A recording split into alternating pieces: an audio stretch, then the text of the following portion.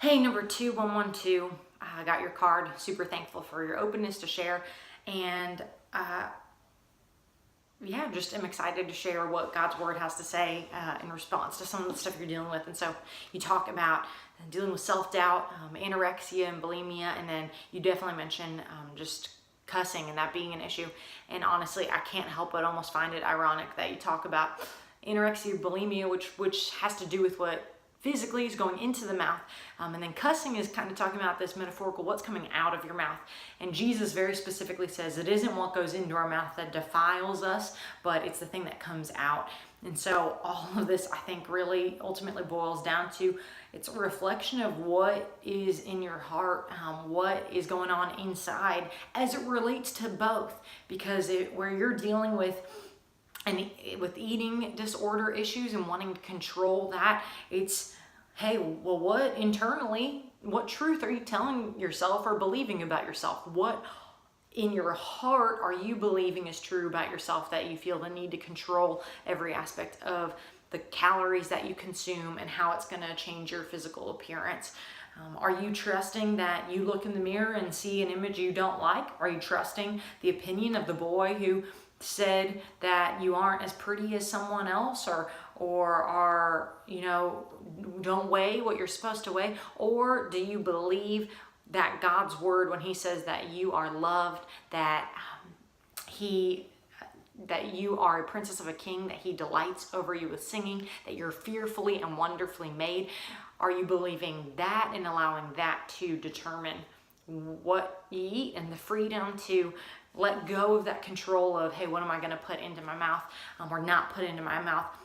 Because internally, I believe that when God says I'm loved and I'm beautiful and I am his masterpiece and he is enthralled by my beauty, that you actually believe it, and it changes that. And then ultimately too, that changes what's coming out of your mouth as you use your language and use words that are glorifying to God, or use curse words that aren't glorifying to God. It's a reflection of what you believe and what's going on at the heart level. And with that, even I just wonder, what are you feeding your soul? Not physically food, but what are you feeding your soul of? Are you feeding yourself God's word? It says to think on whatever's true, whatever's noble, whatever's right, whatever's pure and lovely and admirable and excellent and praiseworthy. Think on such things.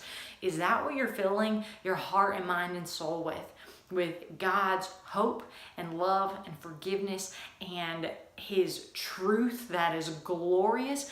Or are you filling it with rap songs that every other word is a curse word? Are you filling it with shows where the language is fast and loose? Are you surrounded by friends at school that's the type of language they use, so that's what you're constantly hearing is getting fed into your soul? Because ultimately that's becoming a picture of what's rooted there and what's coming out. And so ultimately, you're not going to be able to deal with all this alone. So thank you for sharing here, but I'd love for you, if you'd be so bold, to come and let's continue the conversation. Or if not me, to talk with a parent, to find godly friends who are pursuing Jesus wholeheartedly and care about the reflection of their souls and hearts, and what's coming out of them in their beliefs and in their thoughts, in the truth and encouragement they're going to speak to you, in the way that they speak, that they would say words that are encouraging and uplifting, and not unwholesome or corrupt. And surround yourself with those people, with teachers, with parents, with coaches, with friends, with people at church that are going to come alongside you and encourage you that no, when God says you are beautiful, that he rejoices over you, singing that he means it, that his truth about you is the actual true thing, and continue to surround you with that. So that's what takes root deep in your soul, and it is the thing that begins to flow out of you naturally.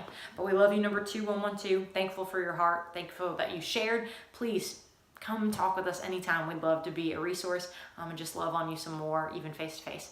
Thanks.